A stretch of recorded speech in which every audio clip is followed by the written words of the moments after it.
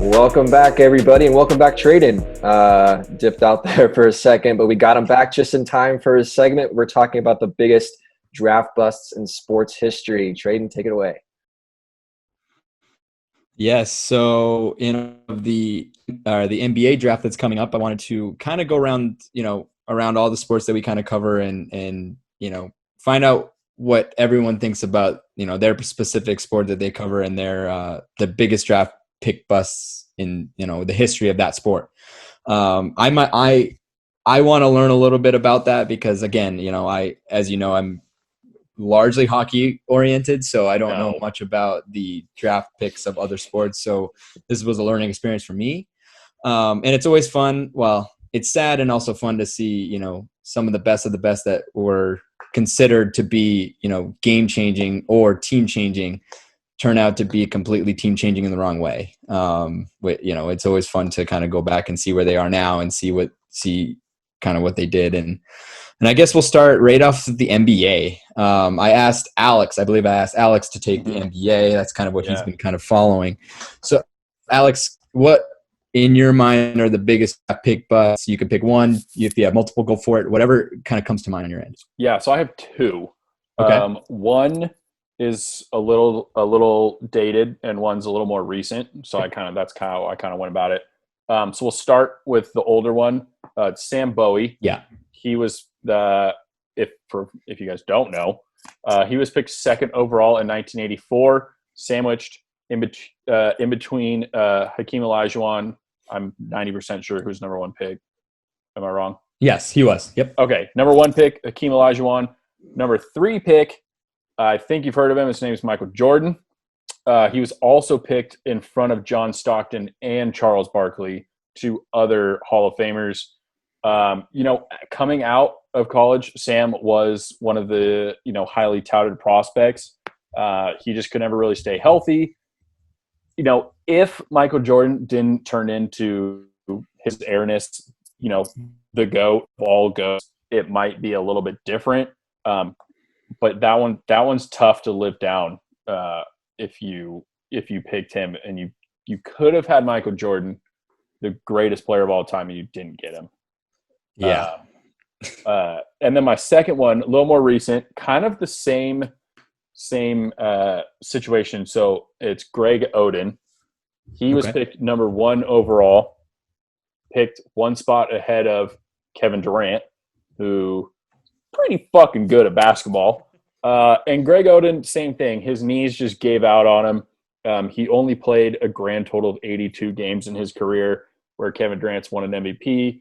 He's won two finals MVPs, including two finals trophies. We can talk about the merits of that later. But Kevin Durant is going to go down as one of the all-time greats. And, the Trailblazers just really screwed the pooch on that one. So those are my two. But the NBA has quite a few. But those are the two that I picked out. Well, Kwame Brown did. Yeah, I was about to say him. Kwame Brown was one of the ones I thought about. Talk about the epitome of underachievement there, James. That was good. That was a good one. It's kind of funny because Michael Jordan was a big gambler, and he gambled big on this guy because I think he was like part of the ownership, right, or part of the GM. Yeah, he handpicked him. MJ handpicked Kwame Brown. Yeah. Wow, did he strike out on that one? Yeah. The dumbass also rejected a $30 million contract when he got into free agency after his 3 rough seasons, and you would have been inked that, and you wouldn't have had to do anything. Like, you haven't done anything already, and you were gonna just be given $30 million. That guy is not only an underachiever, but he's also a fucking idiot. But yeah, Sam Bowie, I guess Greg Oden kind of reminds me of my pick for the NHL, but we'll get there. It's amazing how scouts go so far into saying this kid's going to be, he went back all the way to high school, said this kid's going to be generational. He's going to be huge. He's going to change everything. And he completely doesn't. And then you look at another player who got drafted behind him, and he becomes, Kevin Durant, who's one of the best in the league. So that one's always interesting. But I also had Anthony Bennett in there. I don't know if any. That's a big Cleveland one. Cavaliers guy. Yeah, I thought about him too. First overall from Canada. He's from Canada. Yeah. Did nothing. Yeah, he did nothing. absolutely nothing. He's on the Clippers G League team last year. Yeah. So, After being a number one overall pick. That's sad. Yeah. Well, James, let's move over to the NFL. What do you got? I actually have 3. Okay. I'm going to start off with a really easy one that's pretty much going to be in everybody's board, and that's Jamarcus Russell. Drafted to the Raiders at number 1 overall in 2007. He's such a piece of shit. He skipped out on his first training camp because he didn't get the contract he wanted. So the Raiders finally was like, fuck it, we're going to give you the contract you want. So he signed a 6-year, $68 million deal with $31.5 million guaranteed. Didn't really pay off. He's known for being lazy and on drugs all the time. Throughout his time with the Raiders, he was all about codeine and purple drink. So he was high. And he didn't like to practice. Did you guys hear about that blank DVD story? No. Tell it. You guys haven't. So the coaching staff didn't think that Jamarcus Russell was learning his plays or using the playbook. So they gave him a DVD, which was blank, and had him watch it over the weekend. And when they came back, the coaching staff asked him if he had watched it and what he had learned. And he just decided to bullshit everything and said he learned 7 different plays when there was nothing on that DVD. So Jamarcus Russell, piece of shit. He played for 3 total seasons, amassed 18 touchdowns to 23 interceptions, and also added 15 fumbles. Dude, for a number 1 overall pick, really did not do anything at all. Next on my list is Trent Richardson. He was drafted to the Browns at number 3 overall in 2012. I personally loved his game at Bama. He looked like one of the best running backs of all time coming out of college, but for some reason it just didn't translate to the NFL. He couldn't really read blocks or read the holes that were given to him. He'd oftentimes run into his blockers as opposed to around his blockers. He had a solid rookie year, but he never got to that level after that season. He played for 4 total years. He had 2,000 yards and 17 touchdowns, which is crazy because I'm pretty sure AP had 2,000 yards in 1 year. But that's that. And then lastly, this is special, near and dear to Eric's heart, but it's going to be Mitch Trubisky. He was drafted to the Bears, number 2 overall in 2017. He was benched for Nick Foles in 2020. He wasn't even active for this last game, which is crazy because Nick Foles did end up getting hurt, but then to put some guy, Tyler Bray, I think, in there because Mitch Trubisky was inactive. He's appeared in 42 games over 4 seasons. The reason why I think he's a bust is kind of the same ideals as Alex. He was picked before Patrick Mahomes and Deshaun Watson's 2 future greats right there, and to pass on those 2 to draft up because the Bears had the 3rd overall pick, but they traded with the Niners to get the 2nd overall pick. So they traded up a pick and drafted Mitch Trubisky when you had multiple Pro Bowlers still on the board and Pat Mahomes and Deshaun Watson were there. That's just a bad pick. I don't know if Mitch Trubisky will honestly ever play another snap. But that's wow, that's big. They were playing Cousins last night too, of all teams. Yeah, and he dominated. Yeah, I mean, I had Johnny Manziel. I think that's kind of obvious. Oh, yeah. I thought you were, when you said 3 and you said everyone's going to have this on their list, I'm like, well, he said that. So at least it's someone new. That's kind of the biggest one that that kind of just comes to mind. I think is he in the CFL now? I don't think he even made it there. Like, I think he got cut from that. If you can't make it in the CFL and you're a former, what is he, Heisman Trophy? Did he win Heisman? Yeah. Yeah, former Heisman can't even make it to the CFL. You're a joke, bud. Sorry to say. All right, Tyler. Yeah. Baseball. Just give us. I thought you were gonna keep going there. All right, so baseball's a sport. But yeah, so biggest bust with baseball. My number 1 bust of all time for me, Brian Taylor, first overall pick to the 1991 draft by the New York Yankees, which first of all, crazy that the Yankees ever have a number 1 overall pick. That's astounding to me. But there you go, 1991. He was considered one of the best high school prospects of all time. MLB super agent Scott Boras to this day still believes he was the best high school prospect he's ever seen. Signed him to a $1.2 million contract, which at the time was a record for a high school prospect. fuck ton of money for a high schooler. His first 2 seasons, the minors were very good. He made it all the way to Double A. Looked pretty promising, but in the off season, after his second season in the minors, got into a fight in a bar, dislocated his shoulder, and was never the same after that. He never saw big league time and retired in 2000. So just a waste of talent, a waste of a potentially amazing career, just because he got drunk and fucked up his shoulder. So that's just a real shame there. My honorable mention is Danny Goodwin. This dude was drafted number 1 overall twice. First by the White Sox, declined and went to college and played in college, and then was drafted number 1 overall by the Angels. And this dude was great in the minor leagues and looked amazing. In his minor league career, a .313 average with 129 home runs. But for whatever reason, it could not translate to the big leagues. He only played 6 MLB seasons, was never a everyday starter, and he accumulated a total WAR, we talked about this last week, of negative 1.7. It's pretty rough. Oh. I mean, these stories are just amazing to me. I mean, do you kick the scout for not figuring it out, or I mean, is it really that hard to pick talent? And I tend to lead to the latter. I think it's insanely hard to pick talent.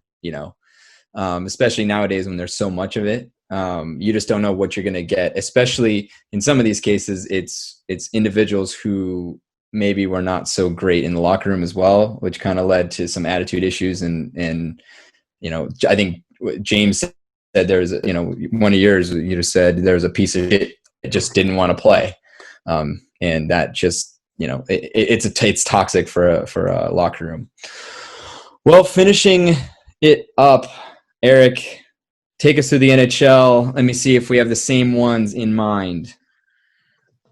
Yeah, I didn't know we were doing more than one, but I also. Well, if you have one, that's fine. Yeah, I got a big one for you. You probably have it on your list. Oh, it's the number 1. I know it's the number 1. Drafted by the Oilers in 2016, Jesse Pujärvi. Okay. Did not expect Oilers, that, but the Oilers have a bunch. But yeah, this dude Pujärvi. It's Pujärvi, but okay. Pujärvi he scored his first goal with the Oilers in his first game. Tradon was probably so hyped on him, so hyped that he was sent down to the AHL, the Always Hungry League, 28 games later, because he didn't do anything for 28 games after that. Jack shit, in other words. Since then, he's still been getting paid by the Oilers. Held out on his contract last year, demanding more money. So what did the Oilers do? They paid him more money this year. $2.35 million 2-year contract, hoping for the best. He hasn't done anything for the Oilers and has been on the Bakersfield Condors pretty much ever since 2016. 2 other notable mentions, the New Jersey Devils, 2017, Nico Hischier. Not a good player. Not a good player traded. I don't know. Not a first-round draft pick. Okay. He's going to be a bust. My other pick, this is like a future prediction, Jack Hughes. Oh, my. By the Devils. Possible bust because look at his brother on Quinn Hughes on the Canucks. Very, very good. Already showing signs of just being solid D-man for many years to come. Jack Hughes, I give him one more year. We'll see how he does. Who's the other Oiler guy traded? I know. Well, first of all, I want to rebuttal on I would have agreed with you last year on Jesse Pujärvi.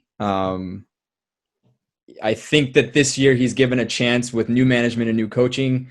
I think that he's actually really determined to play, and I think he's actually going to give it his last bit run for his money. Right now, I do agree, he is in bust territory right now, but he has the opportunity to be what we expected him to be.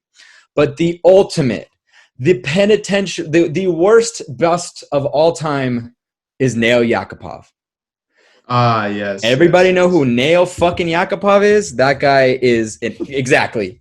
This guy was expected to be this guy was expected to be similar to, they saw him as someone like not Connor McDavid. We're talking someone like a Nate McKinnon, or someone of that stature, right? This kid has, he got maybe 0.5 points per game early on. He got driven out of the league, and he is playing in the KHL right now. And he was considered to be the savior for the Edmonton Oilers back in 2012. The worst of it all, and what really rubbed me the wrong way, was his very first goal in the NHL was a garbage goal off a rebound in a regular season overtime game against, I think, the Kings. And he skates all the way to the blue line from the crease, gets on his knees, slides across the whole fucking ice as if he just won the Stanley Cup. And it was the worst first goal I've ever fucking seen in my life. And I'm embarrassed as an Oiler fan to have ever had him on my team. So that is the biggest one by far. Pietro is another big one that just never took off. He was supposed to be a huge savior for the Islanders. But those are big ones. Eric, I think Nico Hischier is a little early. I think he's a solid player, but I don't think he's a complete. This is last year to determine. A bust to me is someone who's not playing in the league. Jesse Puljujärvi was playing in Sweden. No, I'm sorry, in Finland last year. So under our payroll, which is awesome. How the fuck do you know that? Trust me, I know it all.